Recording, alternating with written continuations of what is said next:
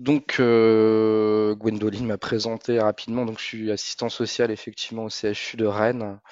J'ai un 50% au service social hospitalier et je suis rattaché au service des consultations de génétique en fait. Et j'ai un poste fléché financé par le CLAD Ouest.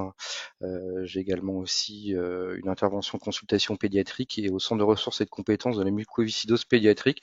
Et j'ai un autre 50% donc à la plateforme d'expertise maladies rares de Bretagne, Rare-Bresse, donc qui est située dans les locaux du CHU de Rennes, Hôpital Sud. Donc j'ai proposé effectivement la thématique de la scolarité parce que les enfants et les adolescents donc atteints de maladies rares avec anomalie du développement, avec ou sans déficience intellectuelle cause rare, peuvent avoir des besoins éducatifs particuliers tout au long de leur parcours scolaire, qu'ils soient reconnus en situation de handicap ou pas. Du coup, je vais pas m'attarder sur certaines parties en fait de ma présentation parce que c'est des définitions et auxquelles vous pourrez avoir accès, parce que je vais transmettre ensuite mon PowerPoint en fait à Gwendoline pour qu'elle puisse le fournir à tous les participants.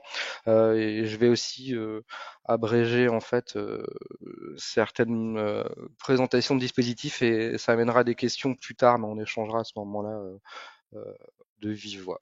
Les maladies rares peuvent être visibles donc de type dysmorphie, déficience motrice ou dite invisible, non perceptible, et ce qui peut induire des troubles cognitifs associés et ou des difficultés d'apprentissage ponctuels.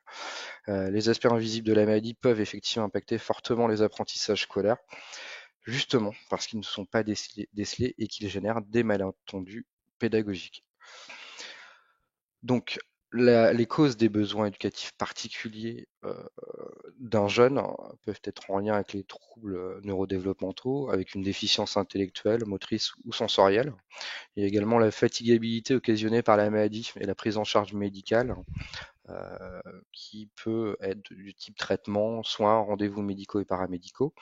Il y a l'absentéisme également occasionné par les soins, la démotivation qui peut apparaître également quand on est en décalage avec sa classe d'âge notamment, et l'angoisse à l'idée d'une récidive ou d'une crise. Effectivement, une situation de handicap peut générer, en fait, quand elle est invisible, peut générer des malentendus, en fait, avec l'équipe pédagogique. Notamment, de la fatigabilité peut être confondue avec de la paresse, des troubles de la mémoire dus aux troubles neurodéveloppementaux avec de la désinvolture et de la déconcentration due aux troubles attentionnels avec du désintérêt pour l'école. Donc, il y a une communication qui est nécessaire avec l'équipe pédagogique pour qu'ils saisissent bien effectivement quels sont les symptômes liés à la maladie ou au handicap. Ça, on va voir après ensuite quels sont les documents qui permettent en fait de communiquer avec les professionnels. Euh, les conditions et contextes de scolarisation, ils peuvent être multiples en fait. Les lieux de scolarisation peuvent être nombreux, on peut et alterner, éloignés géographiquement. Alors multiples en fait, il peut y avoir effectivement une scolarité en milieu ordinaire avec un établissement de soins aussi qui s'ajoute. Il peut y avoir aussi des hospitalisations puis des retours à l'école et également aussi des scolarisations. Ce qu'on voit, on dit composé, ce qu'on voit de plus en plus, avec notamment, par exemple, pour les enfants qui ont moins de 6 ans et qui ont entre 3 et 6 ans, il peut y avoir notamment une prise en charge en halte garderie, un peu d'école et du soin à côté. Les parcours scolaires, je vais y arriver, excusez-moi pour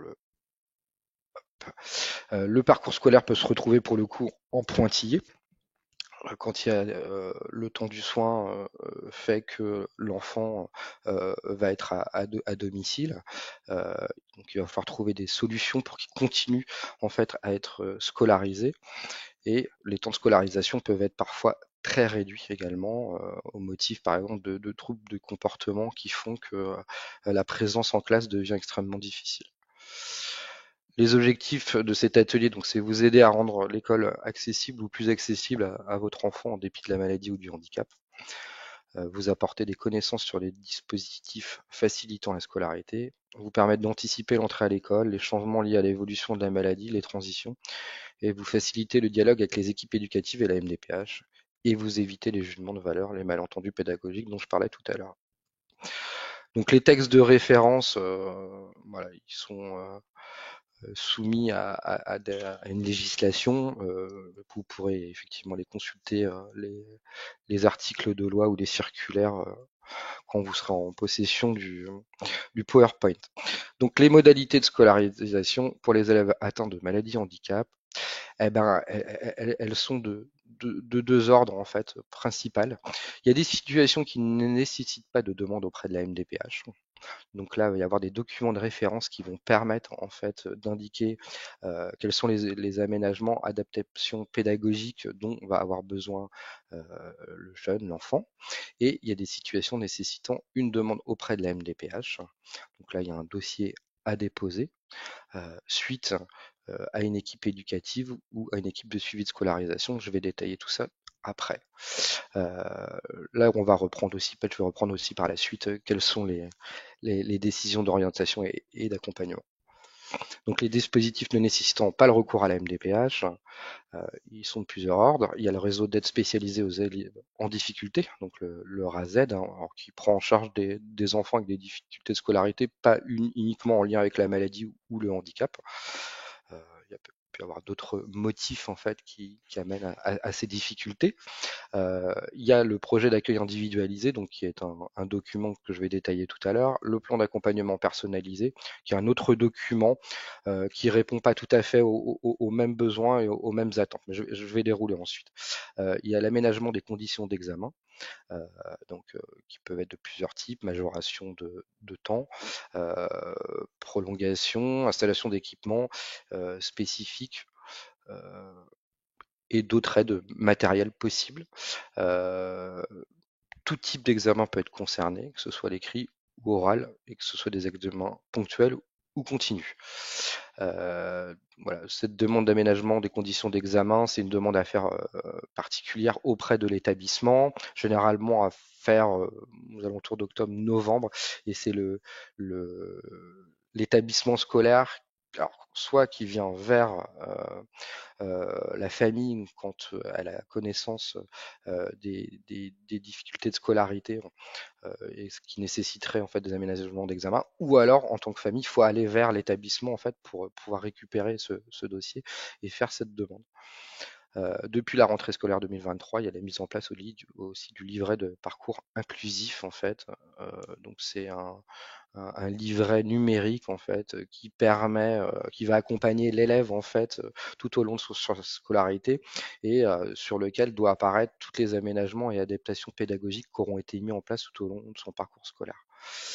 Dans le cadre de Parcoursup, il y a aussi des procédures de réexamen de candidature possibles en cas de besoin spécifique, notamment pour s'il y a des soins en fait dans la ville, sur le secteur géographique d'habitation du jeune, hein, il est possible de valoriser ça en fait auprès des différents établissements supérieurs qui vont être sollicités afin qu'il y ait des points qui soient attribués en plus et que le jeune puisse rester sur son secteur géographique s'il y a eu toute une organisation de soins complexes qui a été mise en place notamment. Le transport sanitaire aussi, qui ne nécessite pas un dossier à la MDPH, puisque transport sanitaire permet d'effectuer des trajets entre le domicile du jeune et de sa famille, ou de l'enfant et de sa famille, et un lieu de soins. Alors, il est possible effectivement que le jeune puisse utiliser ce dispositif en complément d'un transport scolaire adapté, notamment s'il y a un déplacement le matin entre le domicile familial, un lieu de soins et ensuite l'école. Ça, ce sera effectué par, par un VSL ou par les parents et ce sera dans le cadre du transport sanitaire. Alors, le certification des compétences acquises, en fait, c'est pour des jeunes qui n'auraient pas validé un diplôme, mais qui auraient quand même validé des compétences tout au long de leur scolarité. Et voilà, ça peut être un certificat qui peut permettre, en fait, d'accéder à des formations par la suite, ou même pour un emploi futur. Donc, J'ai parlé tout à l'heure du projet d'accueil individualisé. C'est un document écrit, donc qui précise les adaptations à mettre en place. Alors pas uniquement à l'école, mais également en crèche, à la cantine et en centre de loisirs. Donc, les adaptations pour la vie pour améliorer, enfin pour l'inclusion de l'enfant et de l'adolescent atteint de troubles de santé. Alors, il est élaboré à la demande de la famille et ou du chef d'établissement avec l'accord de la famille. Donc, effectivement, l'établissement peut proposer à la famille ou la famille peut aller solliciter le chef d'établissement en expliquant qu'il y a un problème de santé, notamment à l'entrée en maternelle. Il est établi en concertation avec le médecin scolaire, le médecin de la protection maternelle et infantile ou le médecin et l'infirmier de la collectivité d'accueil. Alors, le médecin scolaire, il y en a moins aujourd'hui. Pour le coup, il peut y avoir l'infirmière scolaire qui participe effectivement à l'élaboration du PAI. Après, ça peut être soit ça nécessite une réunion, soit parce que les aménagements et adaptations scolaires vont nécessiter une coordination, soit ça va être un document qui va être rempli et signé par les différentes parties. Il précise donc les besoins thérapeutiques de l'enfant ou de l'adolescence avec une ordonnance en fait signée par le médecin qui suit l'enfant si besoin, précisant notamment s'il y a un régime alimentaire à appliquer, les conditions des prises de repas, les aménagements d'horaires, l'organisation de la scolarité en cas d'hospitalisation. Ça, c'est une anticipation qui peut être faite et la dispense de certaines activités incompatibles avec la santé de l'enfant ou de l'adolescent, notamment les activités sportives. Est-ce qu'il y a des activités de substitution qui peuvent être proposées et l'organisation des sorties scolaires et stages. Et il y a aussi, dans le cadre de la prise d'un traitement, en fait, peut être indiqué les modalités de la prise et aussi dans quel contexte va être fait et aussi quelle décision prendre en cas de situation d'urgence. Alors, il est reconduit possiblement d'une année sur l'autre. Alors, soit ça nécessite une nouvelle réunion, ou alors c'est fait tacitement, en fait, s'il n'y a pas de modification importante à faire. Et il peut donc être revu et adapté en cas d'évolution de la pathologie ou en prévision d'un voyage ou d'une sortie scolaire. Effectivement, s'il y a il y a des besoins pendant une sortie scolaire ou pendant un voyage, il y a un avenant au PAI qui peut être réalisé. Et ça ne doit pas empêcher effectivement la sortie scolaire ou le voyage du jeune. Ça peut s'organiser si ça l'est fait, ça va être organisé en fait en anticipant et en amont. L'autre document que j'ai parlé, document de référence, c'est le plan d'accompagnement personnalisé. Donc là, il est pour tous les élèves présentés des difficultés scolaires durables en raison d'un trouble de l'apprentissage de bénéficier d'aménagements et d'adaptations de nature pédagogique. Le document écrit vise à répondre aux difficultés scolaires de l'élève. C'est un outil de suivi organisé en fonction des cycles de la maternelle au lycée afin d'éviter la rupture dans les aménagements et adaptations, donc les aménagements et adaptations dont on parlait tout à l'heure, qui ne nécessitent pas un dossier auprès de la MDPH, qui fait le constat des troubles faits par le médecin scolaire et autres professionnels, psychologues et paramédicaux, et qui est élaboré par l'équipe pédagogique qui associe les parents et les professionnels concernés. Donc, quand on parle de l'équipe pédagogique, on parle en fait du chef d'établissement, des professeurs, du CPE, de l'infirmière scolaire, en fait, tous les professionnels qui interviennent dans un établissement scolaire. Et il est mis en œuvre et suivi par les enseignants pardon, au sein de la classe. Donc les dispositifs nécessitant le recours à la MDPH, donc là, on voit effectivement comment on peut faire une demande de, de besoins particuliers, enfin d'aide et de prestations à la MDPH en lien avec des besoins particuliers. Euh, on dépose donc un dossier auprès de la MDPH, un formulaire administratif auquel certificat médical rempli par un médecin. Euh, ce qui intéressant, mais je fonctionne comme ça, c'est que le premier certificat médical soit rempli par le médecin spécialiste qui a diagnostiqué la maladie ou le handicap. Et après, pour les renouvellements, s'il n'y a pas de changement majeur, c'est peut-être de voir avec son médecin généraliste en fait, et lui proposer en fait de le remplir à partir du certificat médical qui a été rempli pour la première demande. Il y a également un projet de vie en fait à compléter par la famille. Alors, c'est extrêmement important. Le projet de vie, en fait, c'est un document qui doit permettre de comprendre la situation du jeune. Alors, c'est au niveau scolaire, mais également pour la vie quotidienne et voire la vie professionnelle aussi, d'écrire le parcours de soins, le diagnostic, les soins existants, les contraintes liées à ces soins et l'organisation des professionnels et personnels des parents qui en découlent. Ce dossier ensuite est étudié. Donc, alors, la MDPH doit répondre dans un délai de 4 mois aux demandes qui ont été formulées. Alors on sait, hein, c'est le cas dans tous les départements, que les délais sont largement supérieurs à ces 4 mois. Au niveau de la région Bretagne, on est plutôt sur des délais de 6 à 7 mois quasiment dans tous les départements. Au bout de 5 mois, donc, il y a un accusé de réception qui est reçu par la famille, indiquant quelles demandes ont été formulées et si le dossier est complet. S'il n'est pas complet, en fait, normalement est indiqué quelles sont les pièces qui vont manquer. Ensuite, le dossier part à l'instruction.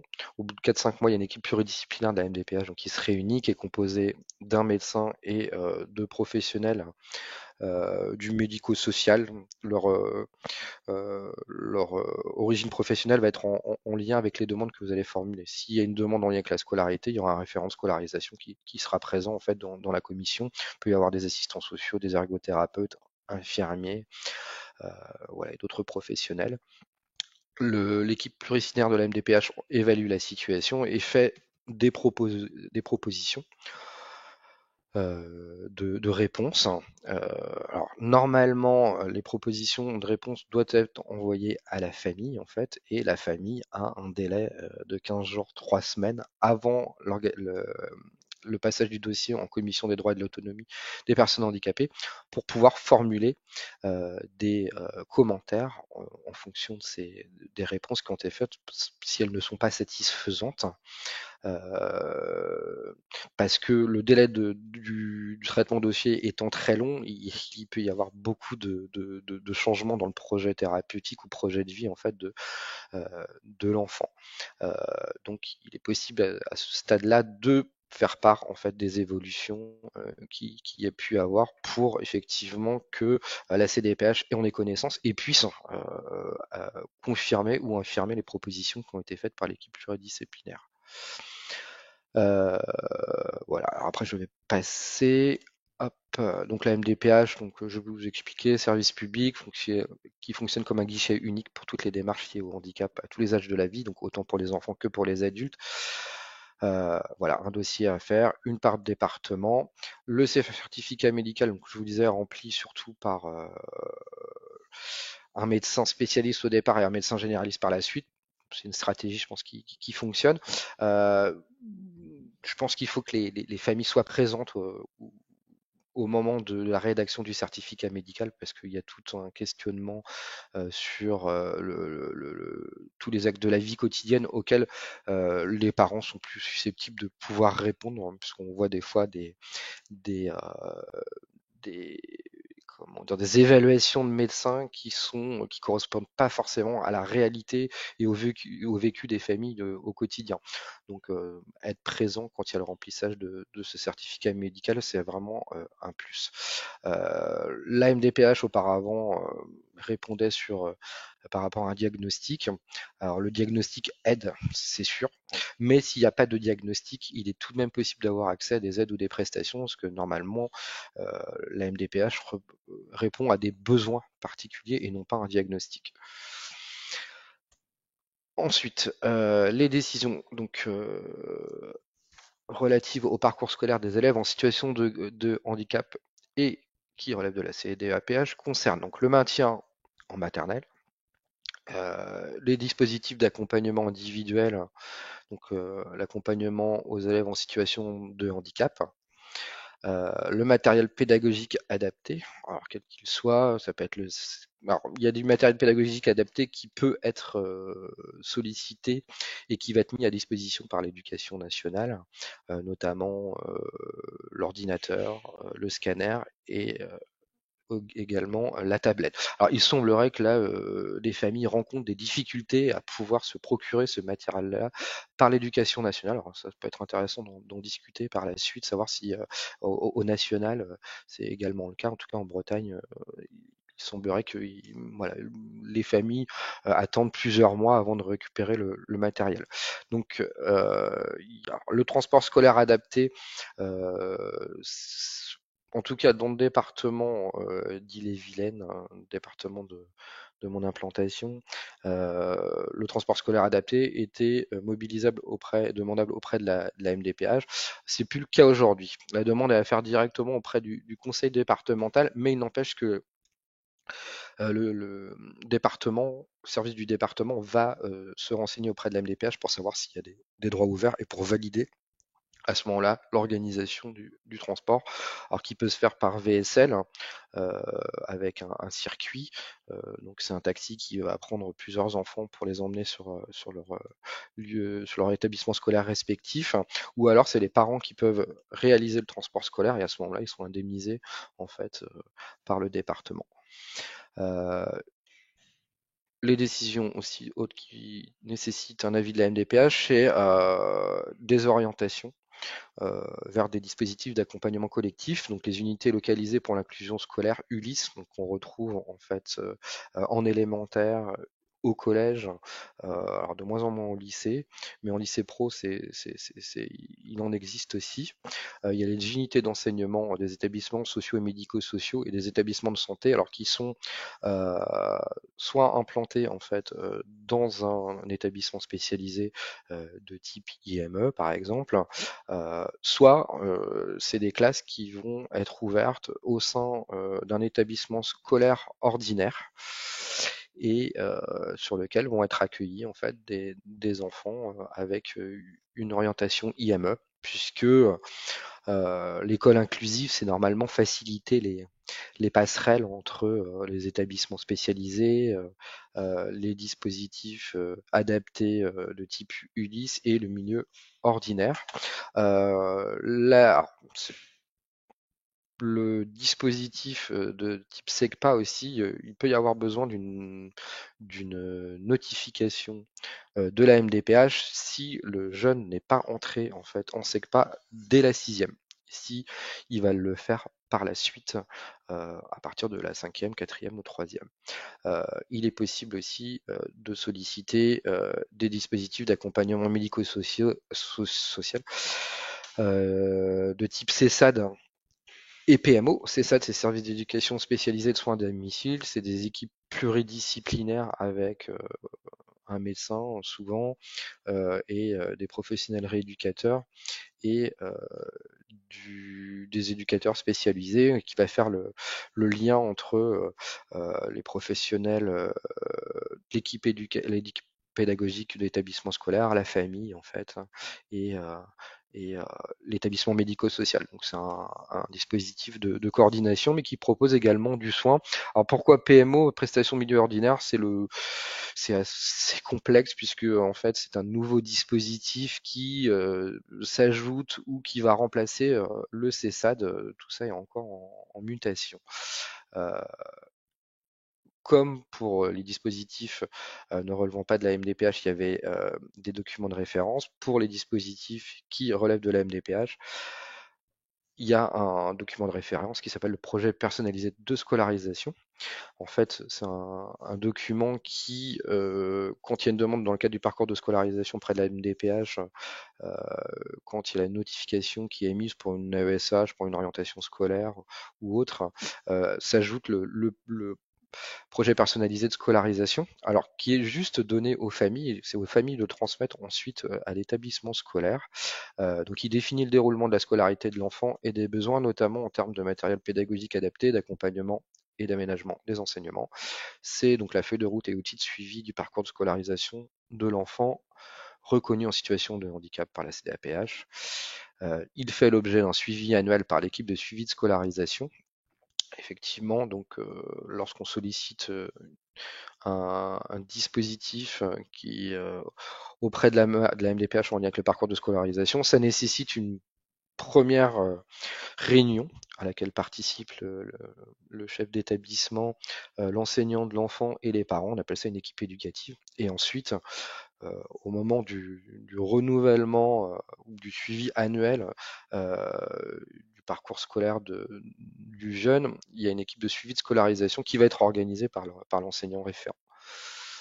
Donc qui assure la suivi et la mise en œuvre du projet personnalisé de scolarisation, et il est l'interlocuteur privilégié des parents ou des représentants légaux de chaque élève. Alors, il ne faut pas hésiter à les contacter, les enseignants référents, notamment si euh, des conflits peuvent apparaître en fait avec l'équipe pédagogique, notamment sur les difficultés à mettre en place les aménagements et adaptations pédagogiques. L'enseignant référent, il peut comment dire, organiser une équipe éducative même avant l'équipe de suivi de scolarisation qui doit avoir lieu dans l'année et qui doit permettre effectivement le renouvellement des droits dans le cadre du parcours de scolarisation. À la fin d'une équipe de suivi de scolarisation, il y a un document qui est produit en fait, qui est rempli par l'enseignant référent, qui s'appelle le GVASCO, qui va être fournir à la MDPH en fait et qui va permettre le renouvellement des droits en lien avec le parcours de scolarisation. C'est un document qui est indispensable, en tout cas pour des renouvellements. Pour une première demande, il est fréquemment demandé. Euh, Quand l'enfant effectivement ne peut plus se rendre sur son établissement scolaire de référence, il peut bénéficier en fait d'accompagnement pédagogique à domicile, à l'hôpital ou à l'école, et bénéficier aussi de l'enseignement à distance. Donc, le service d'accompagnement pédagogique à domicile, à l'hôpital ou à l'école, donc on dit le SAPAD, c'est un service gratuit qui fonctionne dans la limite des moyens disponibles. En fait, il y a une enveloppe pour une année.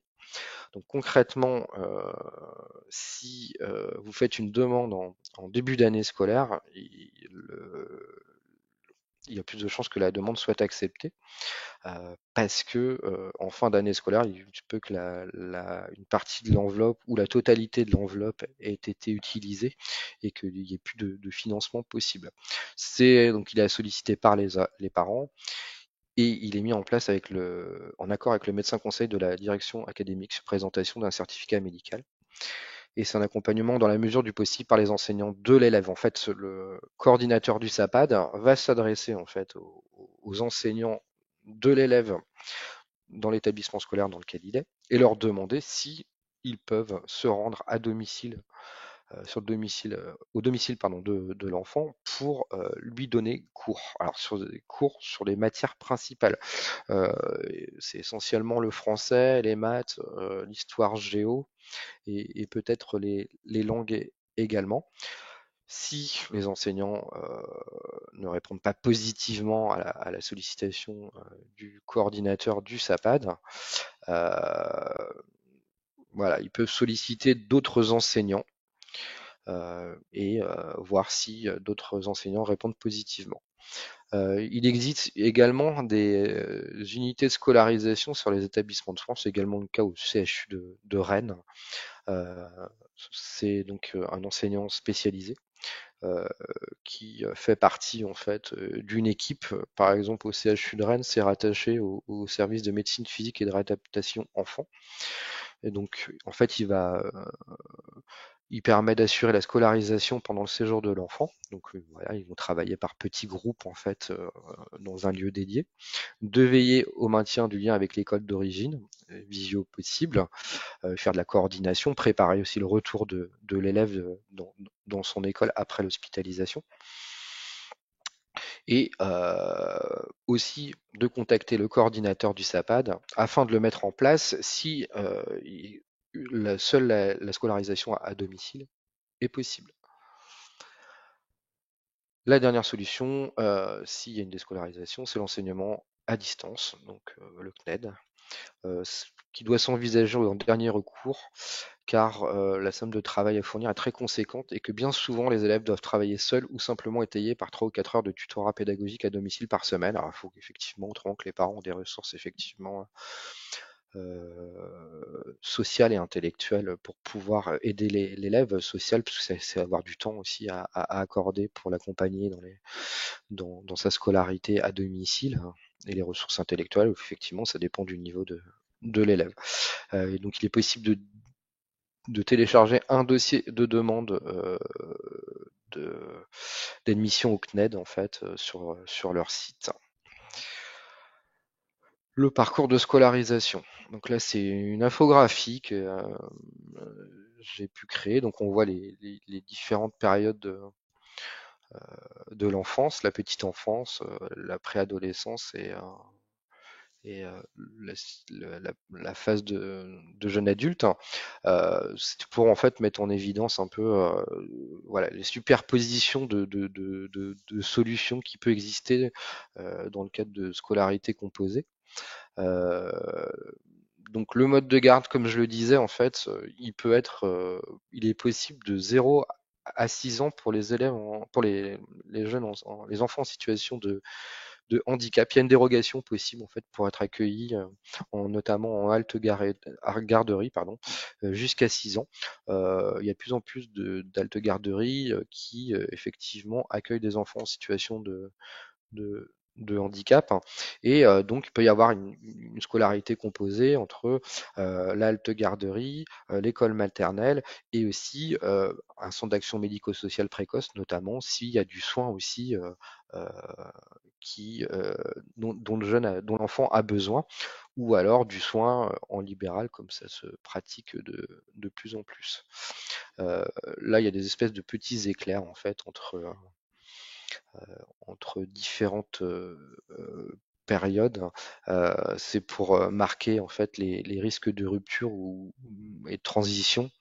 Euh, donc entre 3 et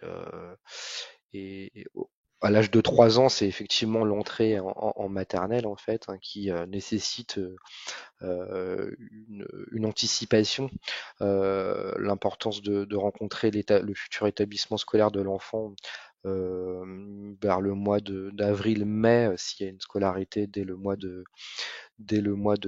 septembre, pour préparer effectivement son arrivée et mettre en place les aménagements et adaptations qui seront nécessaires. Euh, euh, Notamment s'il y a une scolarité qui effectivement va être émaillée par des soins, et si les soins vont être conséquents. Euh, il y a aussi la nécessité de mettre en place donc que les aménagements et adaptations pédagogiques soient validés en fait dans le cadre des documents de référence dont j'ai parlé tout à l'heure, le PAI, le PAP ou le PPS. Euh, donc à 6 ans, bah, c'est le passage comment dire, en élémentaire, en CP. Euh, il se peut qu'effectivement, quand il y a un décalage trop important avec sa classe d'âge, c'est qu'il y ait un maintien en maternelle qui soit effectué.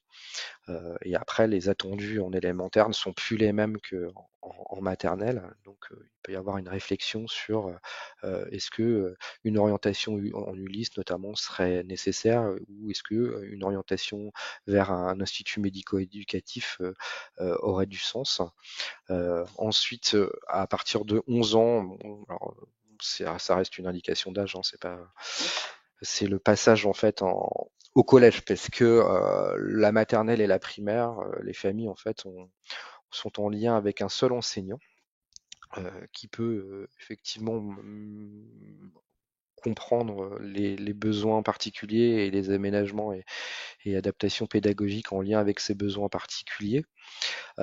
Sauf que le passage en collège fait que là, la famille va être en lien avec une équipe pédagogique beaucoup plus importante et avec sans doute en lien direct avec le professeur principal qui, lui, va devoir en fait transmettre les informations aux autres professeurs. Alors avec des professeurs qui seront partie prenante et d'autres qui seront plus difficile à mobiliser sur la mise en place d'aménagements ou d'adaptations pédagogiques.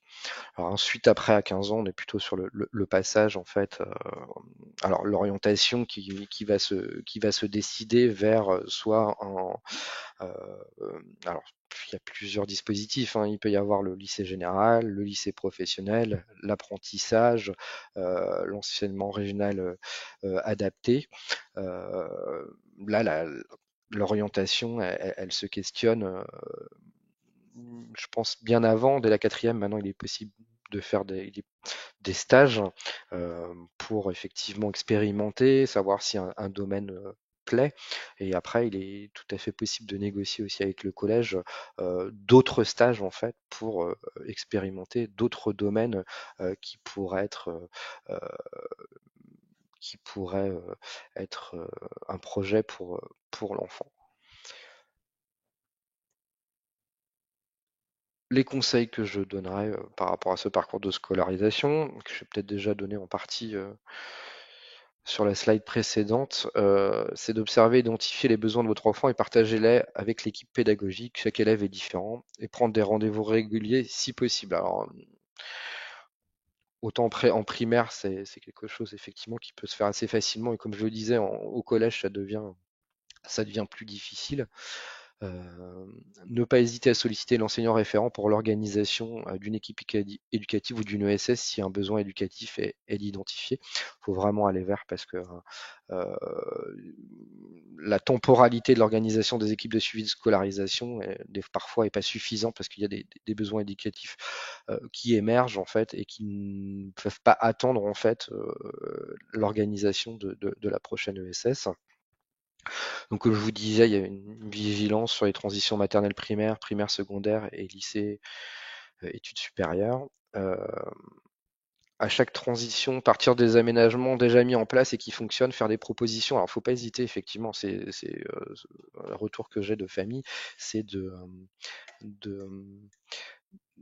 d'hésiter en fait à aller vers l'équipe pédagogique et à proposer des aménagements et d'adaptations pédagogiques de peur de froisser en fait les enseignants et de leur apprendre leur métier.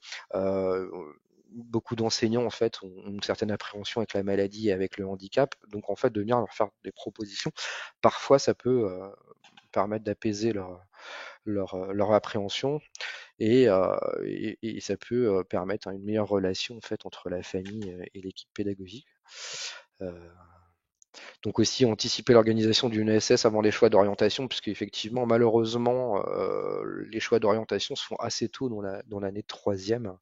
Et parfois, je peux accompagner des familles pour lesquelles l'orientation se fait en urgence et l'établissement dans lequel va se retrouver le jeune va pas correspondre en fait à son souhait et à son désir. En fait.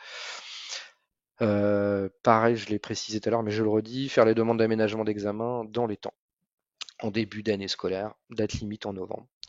Un outil qui peut être très intéressant pour l'orientation, c'est un bilan neuropsychologique, alors qui est anticipé aussi, parce que notamment nous, au niveau du CHU de Rennes, au service de génétique, il y a 2 neuropsychologues, mais les délais pour avoir un rendez-vous, c'est un an.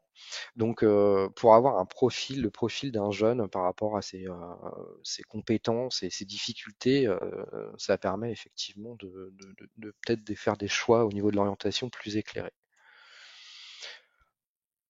En cas de risque de rupture ou de rupture de parcours de scolarisation en lien avec une déscolarisation, une scolarité composée, un emploi du temps aménagé, donc quand il y a une phase aiguë de la maladie, quand il y a des troubles psychologiques et psychiatriques, anxiété, phobie qui s'ajoutent en fait à la maladie ou au handicap, hein, quand il y a des soins lourds, quand il y a un accompagnement humain non assuré ou pas suffisant, ou quand les délais d'admission en ESMS, alors notamment sur les IME et autres structures similaires sont très longs au regard du nombre de places insuffisantes.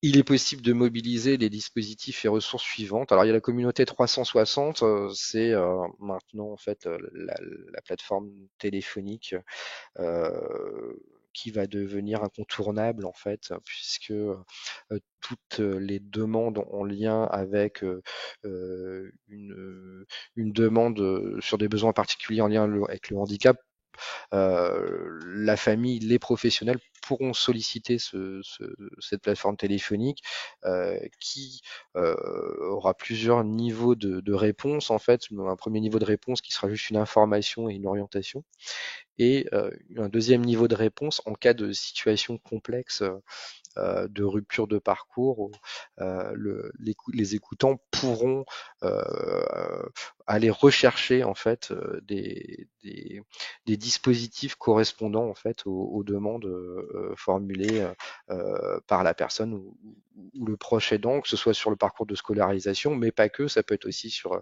la vie quotidienne, l'hébergement, le loisir. Euh, voilà. Ensuite, alors il y a les pôles de compétences et de prestations externalisées qui sont des structures départementales qui interviennent dans le cadre de rupture ou de risque de rupture de parcours, notamment sur la scolarité. Alors c'est organisé différemment d'un département à un autre. Soit ils ont une équipe dédiée de professionnels, éducateurs, infirmiers ou autres qui vont faire de l'intervention en fait, d'évaluation. Et après, ils peuvent aussi financer en fait du soin. Alors du soin que ce soit des psychologues, neuropsychologues, mais également du temps éducatif. Donc il y a les plateformes d'expertise maladie rare en fait qui peuvent également accompagner au parcours de soins et parcours de vie. Alors c'est pas le cas, les plateformes sont organisées différemment d'une région à une autre. Sur le département de la Bretagne, on fait ce type d'accompagnement, mais c'est pas le cas sur toutes les régions. Il y a l'équipe relais handicap rare, donc là on est dans le cadre d'un handicap rare, donc c'est une multiplicité de handicaps.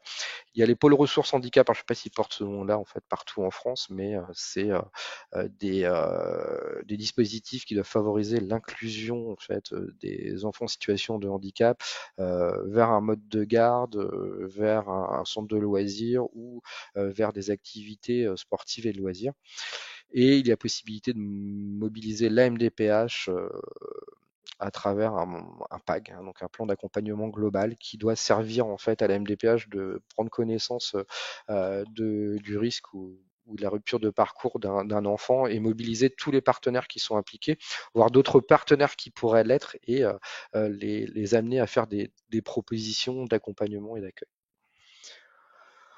Ensuite, en cas d'absence de l'AESH, il est possible de contacter l'enseignant référent ou le coordinateur AESH ou le coordinateur du PIAL, qui est le pôle d'inclusion, alors je ne sais plus pour le A et le L, du secteur, mais c'est en fait souvent un directeur d'établissement scolaire en fait qui va gérer en fait l'affectation des AESH en fait sur un secteur. Si ça suffit pas, bah, faut contacter le 0805 805 110 ou le 0800 730 123. Le deuxième numéro, c'est pour les sourds et malentendants. C'est le numéro de référence pour toutes les demandes en lien avec le parcours de scolarisation. Il est possible aussi de contacter l'inspecteur des AESH du département ou du secteur.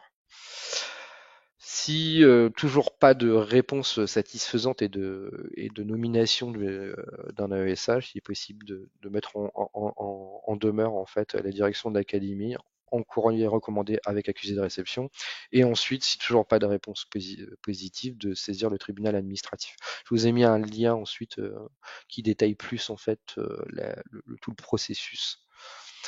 Donc les actualités en lien avec le parcours de scolarisation, les chiffres clés, donc à la rentrée de 2023, plus de 436 000 élèves en situation de handicap accueillis dans les établissements scolaires, 3,6% des élèves en situation de handicap dans les écoles et établissements scolaires, plus de 132 000 accompagnants d'élèves en situation de handicap et plus de 164 000 livrets de parcours inclusifs qui ont été créés. Il n'empêche que sur le terrain, 23% des élèves en situation de handicap n'ont accès à aucune heure de scolarisation. 28% n'ont que 0 à 6 heures de scolarisation et 22% n'ont que 6 à 12 heures de scolarisation et seulement 27% ont plus de 12 heures de scolarisation. Ce qui change à la rentrée 2023, il y a 6500 postes supplémentaires d'AESH qui sont, semble-t-il, pas tous pourvus. Il y a l'ouverture de 37 unités d'enseignement maternel autisme et 44 unités d'enseignement élémentaire autisme et 29 dispositifs d'autorégulation. Il y a la création de 25 postes de professeurs TND qui s'ajoute aux 101 professeurs ressources TSA. Alors moi, j'ai pas eu de contact jusqu'à présent avec que ce soit avec les professeurs ressources TSA ou les professeurs TND. Et les enseignants avec qui j'ai pu communiquer ne connaissent pas forcément ces professionnels. Il y a une nouvelle mission qui est proposée aux professeurs dans le cadre du pacte d'enseignants, dont on a entendu beaucoup parler, et qui propose l'appui à la prise en charge d'élèves à besoins particuliers dans le premier et second degré. Il y a la mise en œuvre des mesures de la Conférence nationale du handicap 2023 et création de nouvelles ULIS avec pour ambition d'une ULIS par collège d'ici 2027. Alors, je ne vais pas dérouler, il est 12 mesures de l'acte 2 de l'école inclusif.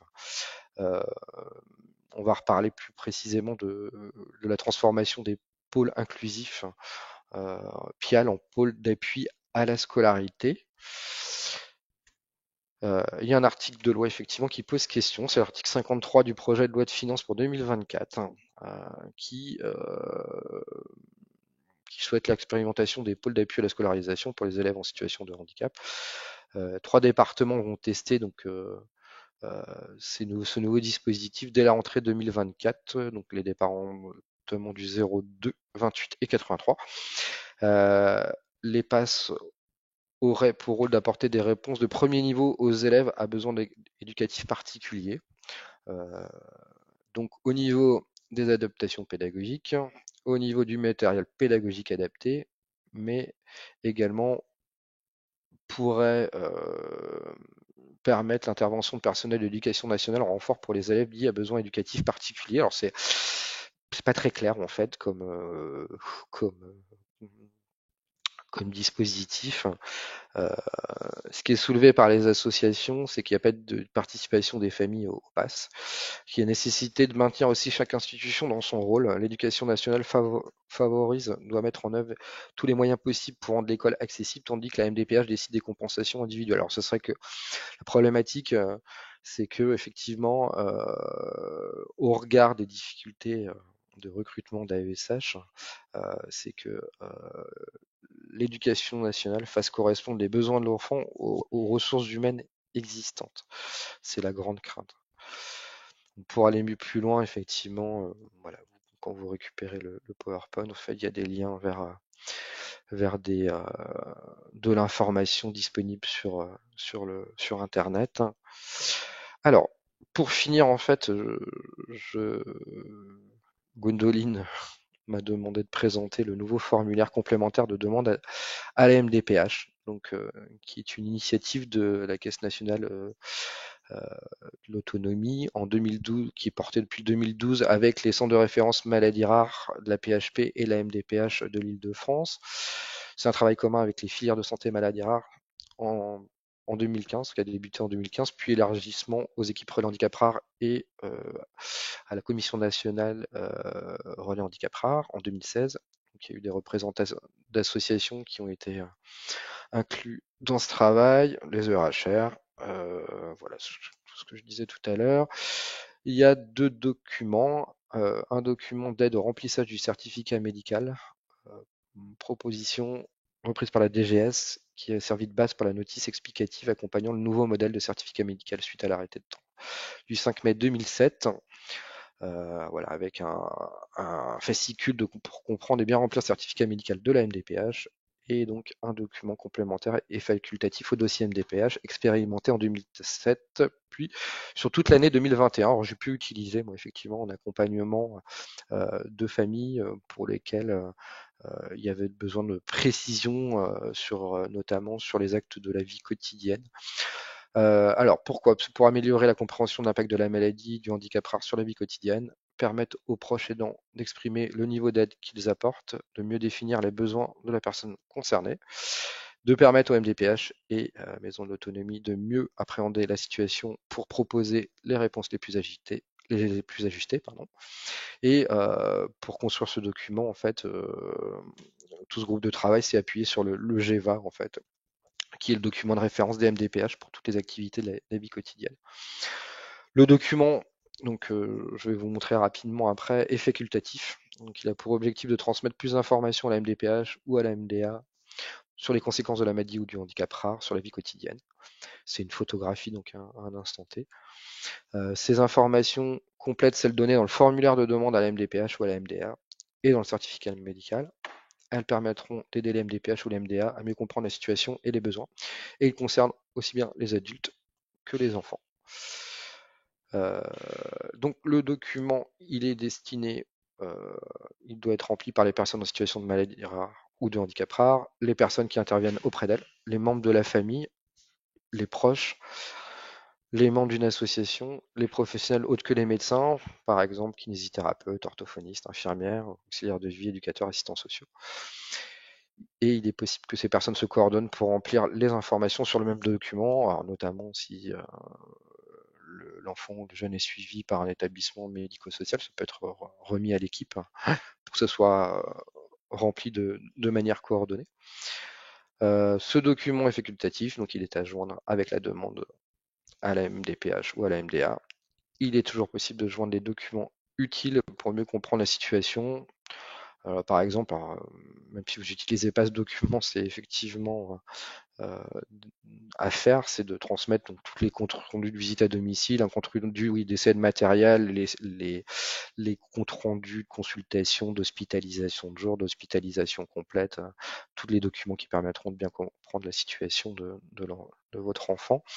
Et ce document peut être saisi et enregistré informatiquement ou le retrouver alors, sur le site de la CNSA ou sur le site de mon parcours handicap.gouv. Alors, je vais le,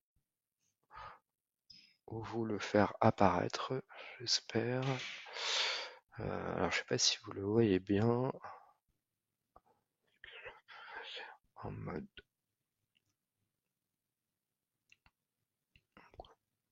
Voilà, alors je vais le dérouler et on pourra en parler ensuite. Je vais essayer d'agrandir.